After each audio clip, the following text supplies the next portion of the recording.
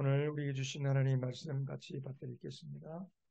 고린도전서 8장 1절에서 13절, 그 중에서 몇 구절 뽑아서 같이 읽겠습니다. 1절부터 같이 한 목소리 읽습니다. 우상에게 바친 고기에 대하여 말하겠습니다. 우리 모두가 지식이 있는 줄로 알고 있습니다. 지식은 사람을 교만하게 하지만 사랑을 드러냅니다. 자기가 무엇을 안다고 생각하는 사람은 아직도 알아야 할 방식대로 알지 못하는 사람입니다. 그러나 하나님을 사랑하는 사람은 하나님께서 그를 알아주십니다.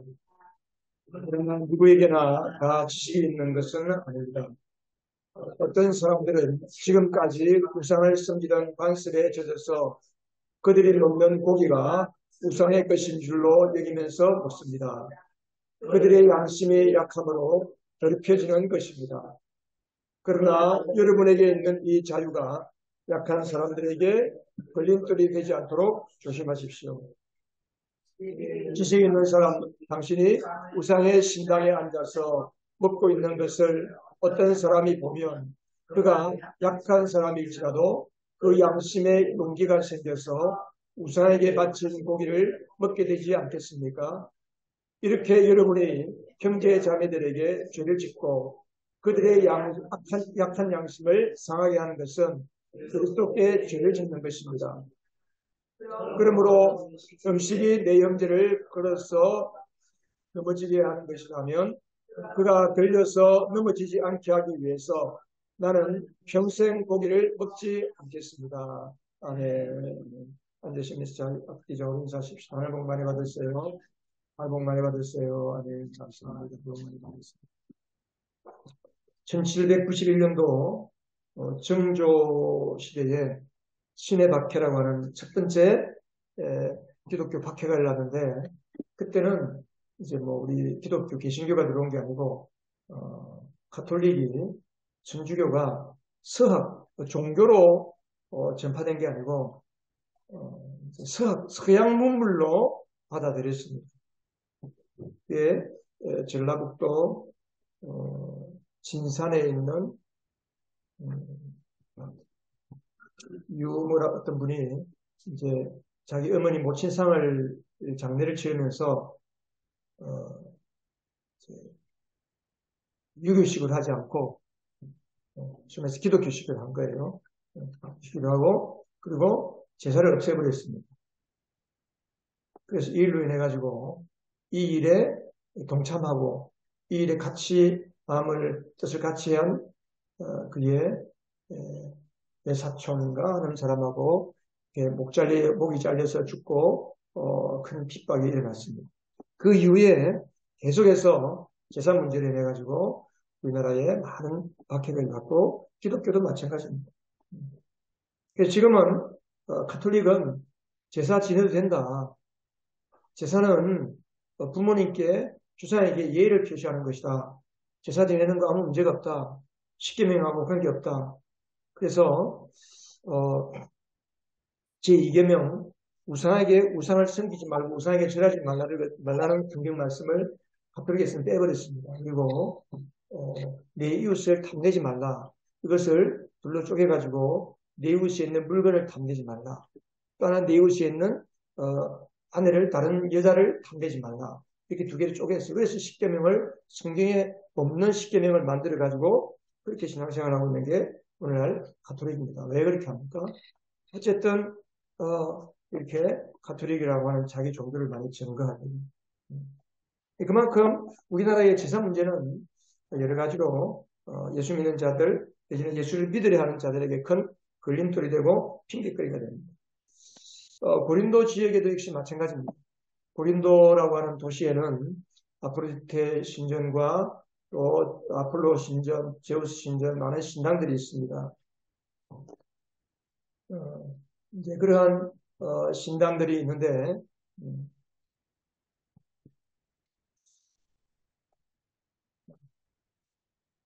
그러한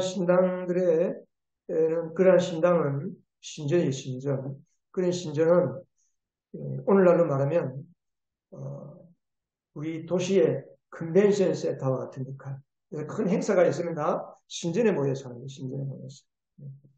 그래서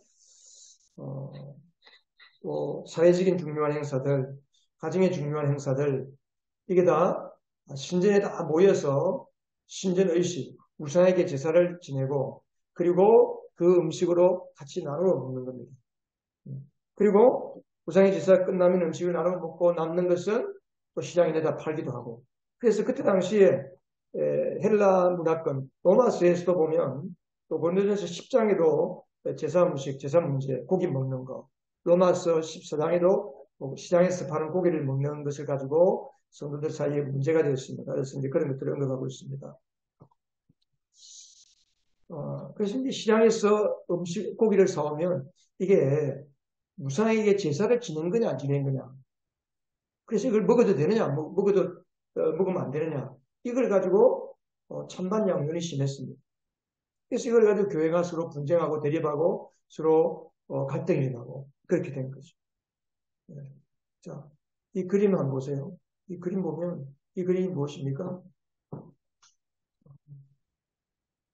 이 사람이 이제 이 아이가 그러니까 돈이 절벽 언덕 위로 바다로 이렇게 돈 골드바 여러분들이 좋아하는 골드바 돈이 막 떨어지니까 그걸 붙잡으려고 그렇게 하니까 뒤에서 예수님께서 야 그러면 안 된다 하고 손으로 붙잡는 그런 내용이죠.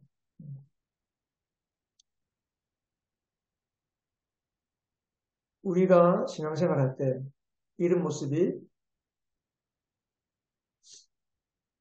얼마 없을까요? 많을까요? 여러분 어떻게 생각하세요? 우리 신앙생활에 주님 보실 때 위험천만한데 그 세상에 우리가 추구하는 것 그것을 잡으려고 위험한지 모르고 절벽 아래로 떨어진지 모르고 쫓아가는 우리의 모습들이 참 많지 않을까 싶습니다.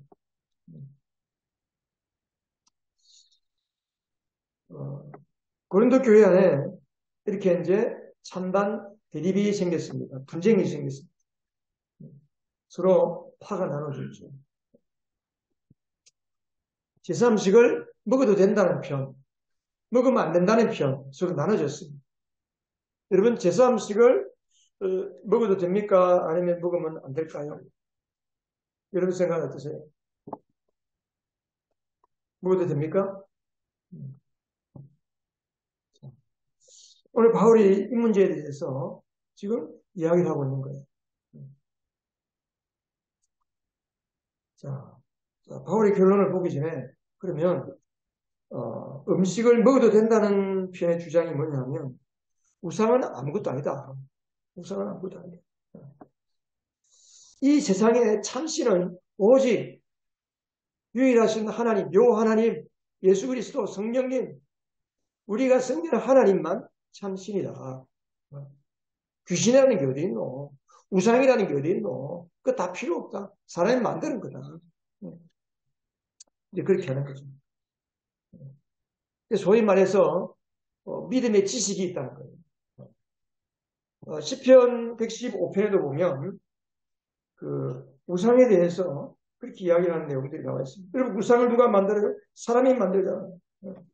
사람이 나무를 잘라서 그걸 가지고 불쏘시개도 하고 땔감도 하고 또 그 똑같은 나무를 조각해서 우상을 만들고 거기다가 금을 입히고 동을 입히고 해가지고 그걸 앞에다가 세워놓고 그 앞에 절을 하고 이게 잘 되게 하고 절을 하고 이런 것이 이제 사람들이 만들어 섬기는 우상이다. 우상. 입이 있어도 눈이 있어도 귀가 있어도 말하지 못하고 듣지도 못하고 냄새도 못 맡고 코가 있어도 눈이 있어도 볼 수도 없고 손이 있어도 만지도 못하고 발이 있어도 걸어다니지도 못하는 그런 우상. 시편 115편 8절에 보면 우상을 만드는 사람이나 우상을 의지하는 사람은 모두가 우상과 같이 되고 만다 그랬습니다. 우상과 같이 된다는 게 뭐예요? 우상에게 매여서 꼼짝 달싹을 못한다 이 말이에요. 무당에게 점치러 가서 무당에 부적을 주면 그 부적에 매여서 꼼짝을 못하는 것처럼 점치러 가면 점쟁이 하는 말에 꼼짝을 못하고 오로지 그렇게만 해야 되는 줄 아는 것처럼 이렇게 우상이 되어버린, 귀신이 되어버린 거예요. 쉽게 말하면. 하나님이 만든 존귀한 인생이 그렇게 되어버리는 거예요. 근데 그런 우상, 그런 귀신, 그거 다 쓸데없는 거고, 내가 예수를 믿어보니까 예수만이 참 신이더라. 그러니까 우상 뭐 없는데 우상 앞에 제사 100번 드려봐야 그 뭐 다 헛짓이다, 헛것이다. 그러니까 우상 앞에 드리는 제물도 그럼 귀신이 와서 먹냐? 우상이 없다, 먹어도 된다. 왜 그러는 거야? 상당히 신앙에 자유가 있는 거죠, 자유. 그래서 구절에 보면 여러분에게는 이 자유가 그런 말이에요. 자유. 근데 근데 그게 사절이죠, 사절. 오직 하나님은 한 분밖에 신이 없습니다라고 하는 이런 지식들이 있는 거죠. 근데 먹으면 안 된다는 사람의 주장이 있습니다. 먹으면 안 된다는 사람의 주장은 방금도 이야기했지만 10계명에도 우상에게 절하지 말라. 우상을 섬기지 말라 했다. 우상에 가까이 가지도 말라 했다. 악은 흉내도 내지 말라고 성경이 말씀합니다. 근데 우리 친척이 혹은 내 가까운 형제자매나 우리 가족들이 행사를 한다고 신전에 초대를 해서 안 갈 수가 없으니까 가가지고 거기에서 제사하고 난 고기를 내려서 음식을 먹는다. 우리의 몸은 성령이 거하시는 성령의 성전이다. 이 거룩한 성전에 우상에게 올려진 제물을 집어넣는다. 우리 안에 계신 성령님께서 얼마나 거북해 하실까? 한번 생각해 봐라. 또 무엇보다도 더 문제가 되는 것은 나는 우상은 아무것도 아니라고 이런 지식이 있는 믿음의 지식이 있는 사람이 가서 우상의 신전에 가서 마음대로 제사 음식을 먹고 가시면 그것을 믿음이 약한 자가 보고 어떻게 하겠느냐. 아, 예수를 믿어도 저렇게 신전에 가서 제사 드리는데 같이 있어도 되고 또 우상의 제물을 먹어도 되는구나. 그래서 약한 자가 도리어 자기가 버렸던 우상에 대한 생각이 다시 나고 우상 숭배로 다시 돌아갈 가능성도 생기고 믿음이 약한 자가 더 하나님 기뻐하지 않은 일에 더 용기를 내고 담대해지지 않느냐. 10절에 있는 10절에. 그 양심의 용기가 생겨서 우상에게 바친 제물을 먹게 되지 않겠습니까?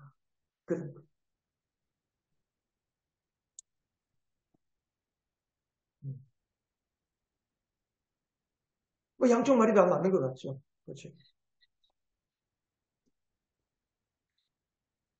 근데 바울이 이런 문제를 가지고 뭐라고 이야기를 합니까? 바울은 8절에 보면 우리를 하나님 앞에 내세우는 것은 음식이 아닙니다. 음식을 먹지 않는다고 해서 손해볼 것도 없고 먹는다고 해서 이로울 것도 없습니다. 음식 먹는 것은 아무것도 아니라는 거예요. 음식 먹는 게 근데 음식 먹는 그 자유가 믿음이 약한 사람들에게 걸림돌이 되고 그것이 그 사람이 양심의 용기가 생겨서 우상에게 바쳐진 고기를 먹게 되면 당신의 지식 때문에 그 약한 사람을 망하게 하는 것이 아니냐. 그리스도께서 그 약한 사람을 위해 죽었는데 그렇게 되면 여러분은 형제 자매에게 죄를 짓게 만드는 것이고 그리스도께 죄를 짓는 것이 아닙니다. 그래서 바울의 결론이 뭡니까? 13절 같이 한번 읽어보십시다. 그러므로 음식이 내 형제를 걸어서 넘어지게 하는 것이라면 그가 걸려서 넘어지지 않게 하기 위해서 나는 평생 고기를 먹지 않겠습니다. 바울의 결론이 뭡니까? 자, 성경에는 이제 진단이 있고 처방이 있습니다. 우리의 삶에 대한 진단이 있고 처방이 있습니다. 이걸 예언이라고 해요. 우리가 예언은 쉽게 말해서 장래일을 점쳐주듯이 말하는 것을 예언이라고 생각이 쉬운데 성경에서 말하는 예언은 물론 성경에서 장래일에 대해서 우리에게 이야기해 주는 부분이 있습니다. 그러나 성경 전체가 하나님의 예언의 말씀인데 성경 전체가 하나님의 예언이라고 할 때 그 예언은 우리의 삶에 대한 하나님의 진단. 너희들이 지금 어떻게 하고 있느냐? 그것은 잘못하는 것이다. 그것은 이렇게 하면 안 된다. 너희들 지금 이렇게 가야 된다. 진단하고 그 다음에 처방을 내리는 겁니다. 이걸 예언이라고 합니다. 예언. 자, 바울이 여러 가지를 진단했습니다. 그러면서 바울의 처방이 지금 8장에 나오는 거예요. 자, 1절. 자, 1절 후반부 한번 읽어보겠습니다. 자, 1절 같이 한번 읽어볼까요? 시작. 우상에게 바치는 고기에 대하여 말하겠습니다. 우리는 모두가 지식이 있는 줄로 알고 있습니다. 자, 잠깐만요. 자, 이 지식은 무슨 지식입니까? 하나님은 오직 한 분밖에 안 계시다. 우상이라는 건 아무것도 아니다. 사제에 나와 있죠. 자, 그 지식이 있는 줄로 알고 있습니다. 자, 계속해서 지식은 사람을 교만하게 하지만 사랑은 덕을 세웁니다. 자, 바울은 사람은 덕을 세운다. 덕을 세우는 게 중요한지 재물을 먹는 게 옳으냐 먹지 않은 게 옳으냐 선악간에 가부 판단하고 옳다 옳지 않다를 따지는 게 더 유익하냐 뭐가 더 유익하냐 그러면서 사랑은 덕을 세운다.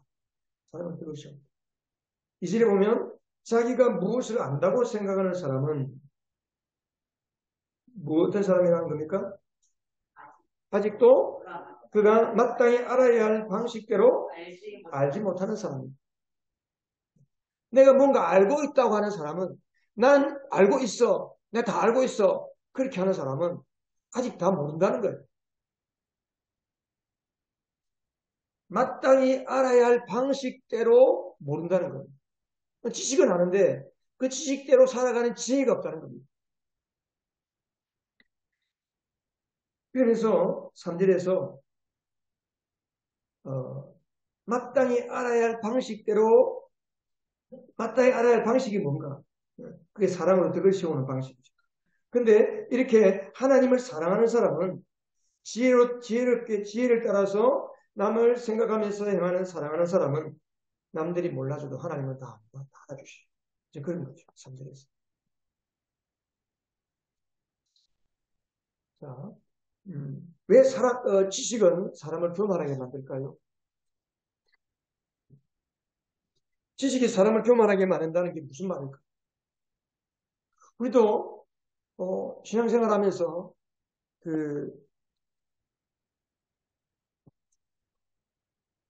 조심해야 될 게 있습니다.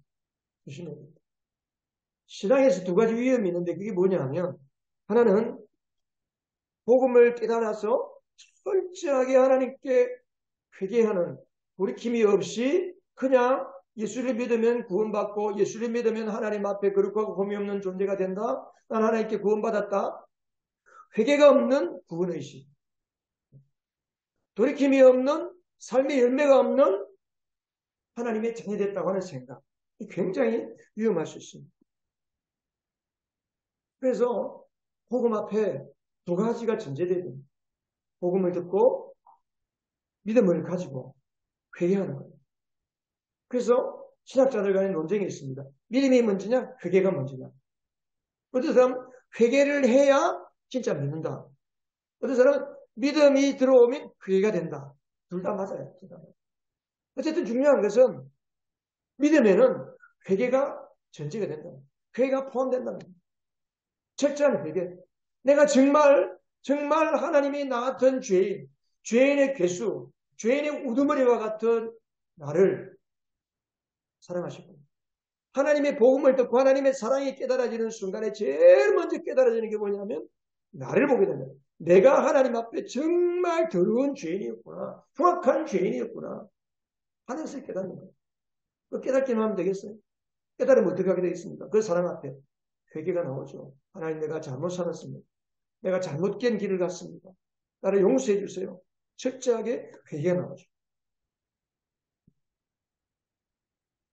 두 번째는 또 뭘까요? 두 번째는 사랑이 없는 구원의 특권의식입니다. 분명히 복음으로 구원받은 것은 하나님의 자녀된 자의 특권입니다. 근데 그 자녀의 특권 안에 사랑이 없는 자녀의 특권은, 사랑이 없는 특권은 현대판 바리새인을 만들어낼 수 있습니다.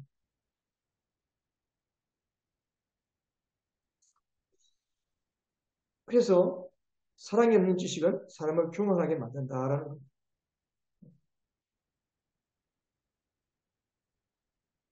우리가 하나님 앞에, 내가 하나님 앞에 정말 거룩하고 흠이 없는 존재가 되었다. 이것을 영적으로 하나님이 보실 때 하나님 앞에서 우리를 그렇게 보시는 거예요. 근데 실제 우리가 흠이 없고 거룩하고 흠이 없는 존재인가요? 아니죠. 우리의 실제 삶에는 여전히 부족함이 많고 연약함이 많고 때로는 하나님 사람들도 그렇고 하나님 앞에서 사람들 앞에서 부족한 게 많은 존재잖아요. 그럼 우리가 어떻게 살아야 됩니까? 하나님이 우리를 거룩하고 흠이 없는 하나님 앞에 의인으로 만들어 주셨기 때문에 그 정체성에 합당하게 살려고 하는 믿음의 의지. 그래서 성령을 따라 살려고 하는 믿음으로 살아가야 하는 거예요. 그래서 내가 하나님께서 구원해 주신 나의 이 구원의 정체성을 가지고 살기 위해서는 철저하게 말씀과 기도 생활을 통해서 내가 성령을 따라가는 삶이 있어야, 그래야 하나님 앞에 사랑을 날마다 경험하면서 그 사랑을 가지고 구원의 은혜를 감사할 수 있는, 우리가 내가 구원받았다는 것을 자랑하면 우리 뭘 자랑해야 됩니까? 나를 구원하신 하나님을 자랑할 수 있어요. 그게 중요한 거예요. 그래서 우리가 늘 내가 알고 있다는 그 생각, 나는 구원받았어, 나는 이제 다 됐어 라고 하는 그 생각만 가지고 살다 보면 나도 모르게 우리의 행동을 합리화시키거나 은근히 나를 자랑하거나 내 어떤 행동에 대해서 과장해서 과대포장할 수도 있다는 겁니다. 그게 사람을 교만하게 한다는 거죠. 그래서 바울은 우리에게 뭘 이야기합니까? 마땅히 알아야 할 방식을 알고 행하라. 그 마땅히 알아야 할 방식이 뭘까? 마땅히 알아야 할 방식.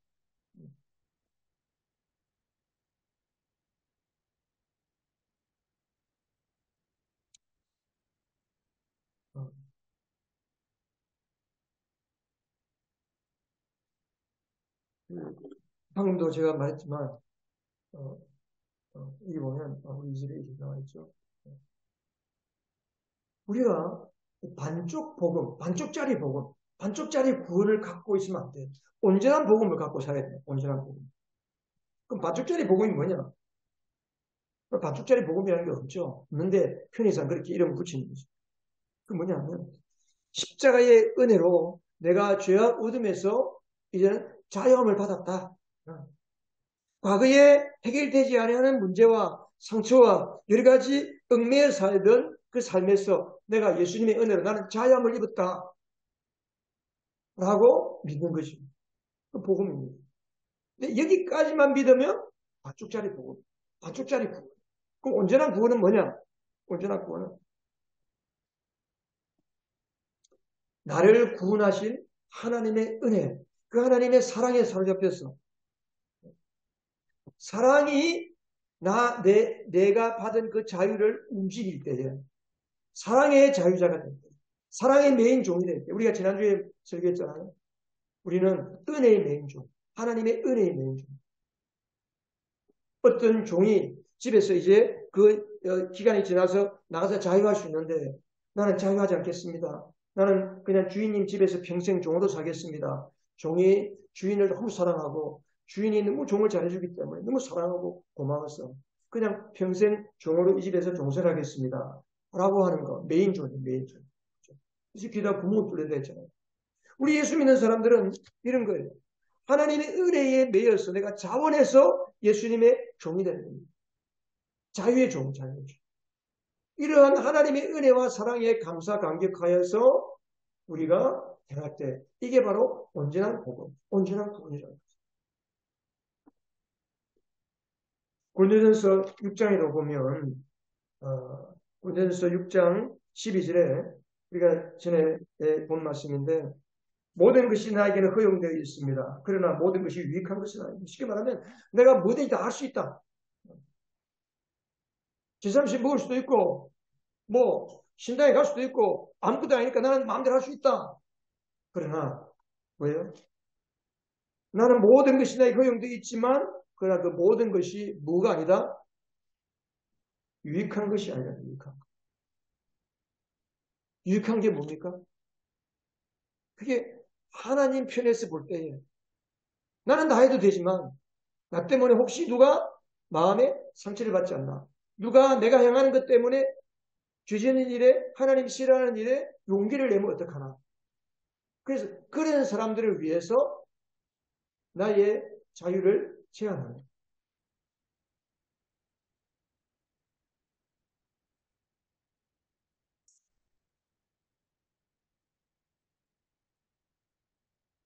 고린도전서 10장 23절 24절에 보면 모든 것이 다 허용된다고 사람들은 말하지만 자 같이 한번 읽겠습니다. 모든 것이 다 말하지만 모든 것이 다 유익한 것은 아닙니다.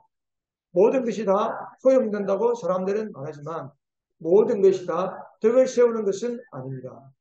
아무도 자기의 유익을 추구하지 말고 남의 유익을 추구하십시오. 여기 보면 우리 아까 6장에도 마찬가지 6장에도 그 10장에도 지금 바울이 고린도 교회를 향해서 지금 이렇게 권면의 말씀을 하고 있는데 이 고린도 교인들이 서로 많이 싸우거든요. 옳다 틀리다 맞다 아니다 뭐 이래가지고 그러니까 그게 다 괜찮다 괜찮지만 그게 뭐예요? 다 유익한 것입니다. 그러니까 바울은 지금 뭘 구하는 겁니까? 뭘 추구하는 겁니까? 옳다 그러다가 아니고 유익한 것을 보고 유익한.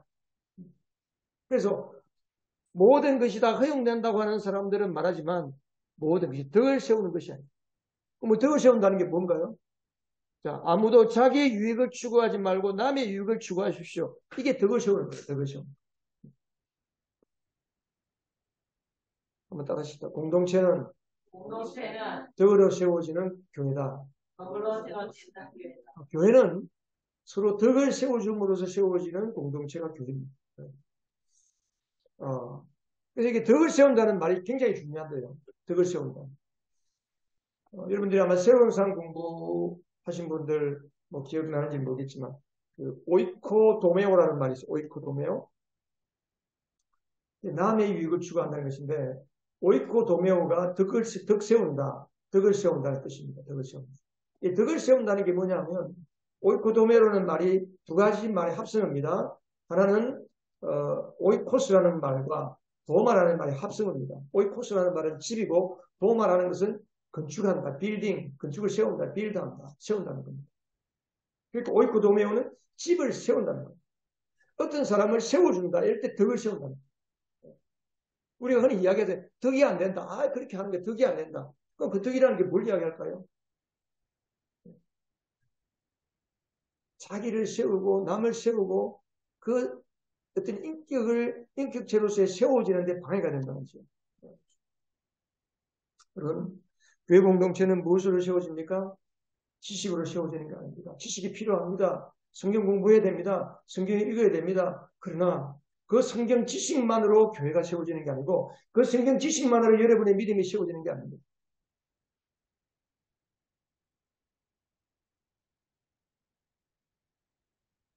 우리는 사랑으로 덕을 세울 때 나의 유익보다도 다른 사람의 유익을 구할 때에 교회는 세워집니다. 지식은 남을 무너지게 하지만 덕은 남을 세웁니다. 하나님은 사람을 남자 여자로 창조했지만 단순한 남자 여자로 창조하지 않았습니다. 하나님이 성부, 하나님 아버지, 하나님의 아들 예수, 성령 하나님이 새 하나님이 공동체로 존재하시기 때문에 사람도 하나님의 모습을 닮아서 공동체로 존재하라고 남자와 여자 가정을 주십니다. 그러면 하나님이 우리를 가정으로 존재하게 하신 이유가 뭐냐? 남자 여자로 만드시고 가정을 세우신 이유가 뭐냐? 서로 세워주다. 서로 세워주다.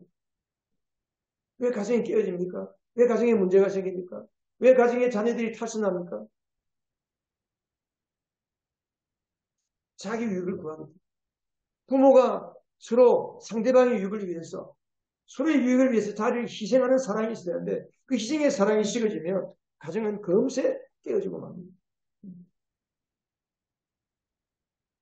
여러분 고린도 교회가 제사 음식 때문에 교회가 분쟁했을까요? 아닙니다. 제사음식 때문에 패가 나눠지고 분쟁한 게 아니고 내 유익보다도 남의 유익을 구하는 덕을 세울 옳고 도매우를 하지 못했기 때문에 교회가 문제가 생깁니다. 여러분, 제사음식 분위기였습니다.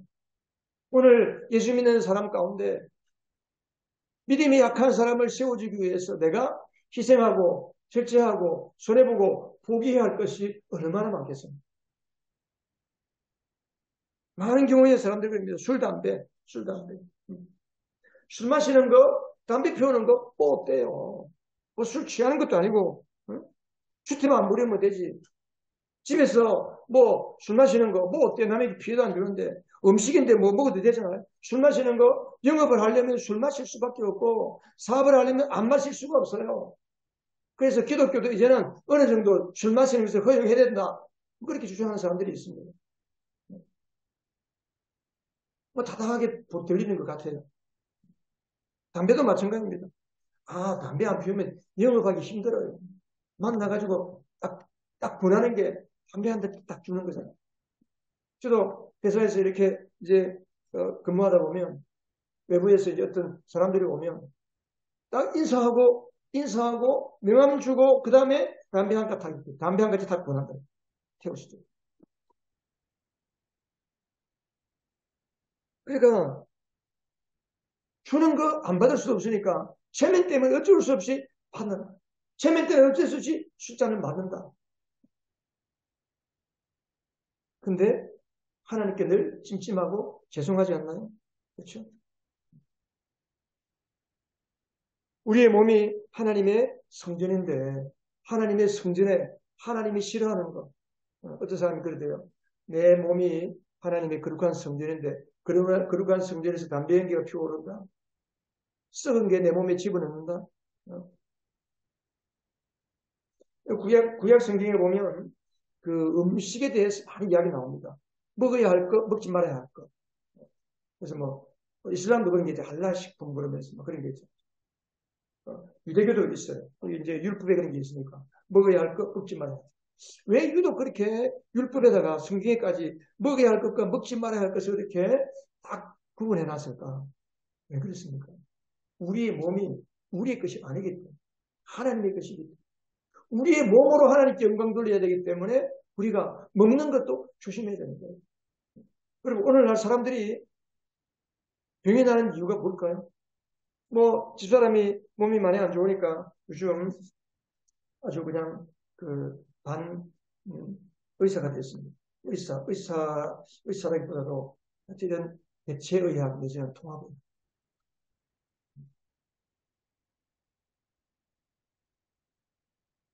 사람들이 한결같이 하는 이야기가 있어요. 건강에 대해서 이렇게 유명한 이제 상당히 많이 받아들이시는 그런 분들, 권위자들의 이야기를 들어보면 몸에 병이 생기는 것은 안 먹어서 병이 생기는 것보다 많이 먹어서 병이 생깁니다. 막 집어넣는 거예요. 어릴 때부터. 어릴 때부터 그냥 독을 집어넣고 사는 거예요.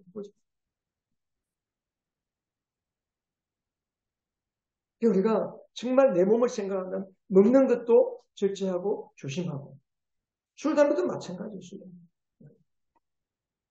초신자가 교회를 나가서 몇 개월만 교회 다녀보면 대충 알잖아요. 아, 저분 술, 담배 하시는 거 같네. 나도 별 문제 없네. 담배 끊으려고 했더니 뭐 괜찮네. 이렇게 됐는데 예수 믿어도 술, 담배 다 하네. 아유, 군사님 보니까 군사님도 막 화내고 남 욕하네. 아니, 나도 이러면 안 되는 줄 알았더니 괜찮네. 사람들이 이렇게 죄 짓는 일, 하나님이 기뻐하지 않는 일에 용기를 내는 거예요. 뭐 때문에? 먼저 믿은 우리가 우리의 자유를 가지고 내 마음대로 살다 보면 그러면서 믿음이 약한 사람들이 하나님이 싫어하는 줄 알면서도 죄 짓는 일에 담대해진 거예요. 그리고 왜 우리가 술, 담배 못 끊을까요? 술 담배 못 끊는 이유가 뭘까요?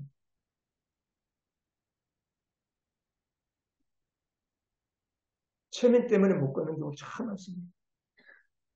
회식하는 자리에 가서 술 못 마신다는 그 말을 못 하는 거예요. 근데 예수 믿는다는 그 말을 못 하는 거예요. 그러니까 하나님의 얼굴보다 체면이 더 중요한 그 사람들.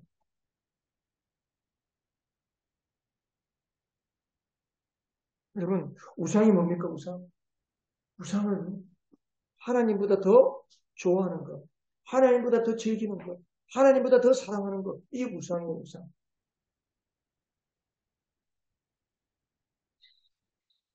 그래서 바울은 지식은 사람을 교만하게 만들고 사랑은 덕을 세운다 하는 겁니다. 여러분, 꼭 제사 음식, 술, 담배 문제뿐일까요? 하는 경우에 있습니다. 하는 경우. 어떤 청년이 고민을 이야기하더라고요. 자기 직장의 상사인데, 자기 직장의 직속 상관인데, 팀장인데, 점심때마다, 법카 챙겼나? 법인카드 챙겼나? 왜? 법인카드 가지고 나가서 자기 밥 먹을 때 그걸 끊는 거예요. 분명히 신앙생활 너무 잘하는 거예요. 휴일을 다 지키지, 새벽기도 가지, 뭐, 목장 모임 가지, 뭐, 금요 침략기도 하여튼, 교회에서 하는 모든 행사에 안 빠지고 다 열심히 있는 교회 안수 입사인 줄 알았는데, 그냥 회사 거가 제 호수물일 거예요. 어떤 사람은 열심히, 기도 열심히 하는 군사병, 회사용으로 산 카메라를 자기 집에 들고 왔거든요.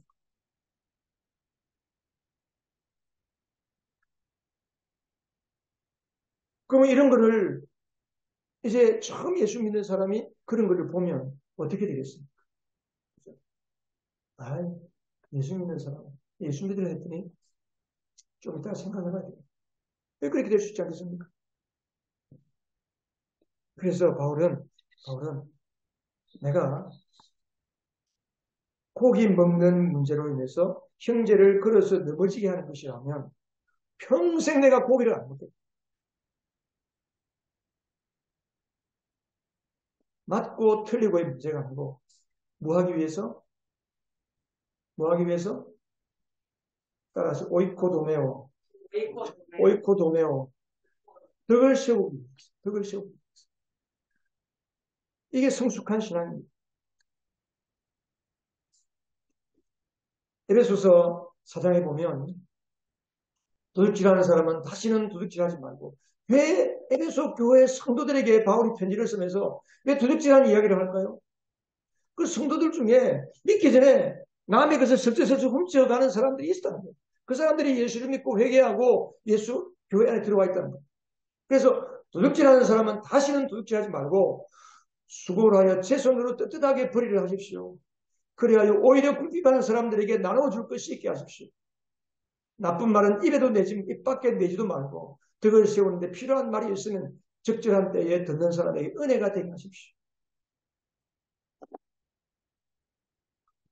로마서 14장에 보면 고기를 먹는다든가 술을 마신다든가 그 밖에 무엇이든지 형제나 자매를 걸려 넘어지게 하는 일은 하지 않는 것이 좋습니다. 23절 같이 한번 읽어보겠습니다.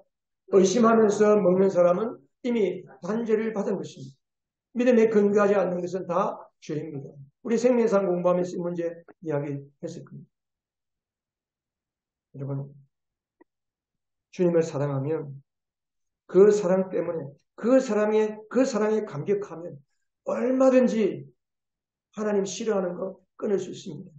내 삶을 하나님이 원하시는 삶으로 들여지기 위해서 이 문제를 가지고 잘 안 되는 문제를 가지고 하나님 앞에 기도하면서 주의 도우심을 구하면서 해결할 수가 있습니다. 성령님은 우리를 도와주십니다. 성령님께서 우리에게 소원을 주실 뿐 아니라 그것을 행할 수 있는 능력을 주시는 분이십니다. 여러분, 성령으로 산다는 게 뭡니까? 내가 아까도 말했지만 구원받은 하나님의 자녀, 거룩하고 흠이 없는 하나님의 자녀다. 근데 세상은 그렇지 못해. 그럼 어떻게 사는가? 내 안에 계신 성령을 따라갔습니다. 성령님께서 원하시면 그렇게 하고 성령님이 원하시는 게 뭡니까? 그게 성경에 있잖아요. 그래서 흔히 하는 말로 성경이 그렇다고 하면 그런 줄 알고 성경이 아니라고 하면 아닌 줄 알고, 성경이 하라면 하고, 하지 말라면 안 하는 거. 이게 그냥 단순한 거예요, 단순.